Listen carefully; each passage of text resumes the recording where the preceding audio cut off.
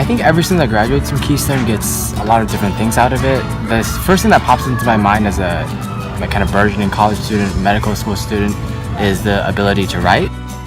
Once I got to college, I realized that I was getting essentially pointed out in all of my classes that required writing. Small classes, motivated students, master teachers.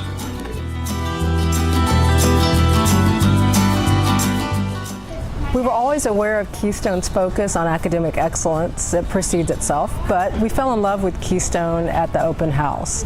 It was very evident to us Keystone's emphasis on the development of good citizens in the classroom, at home, and in the larger community.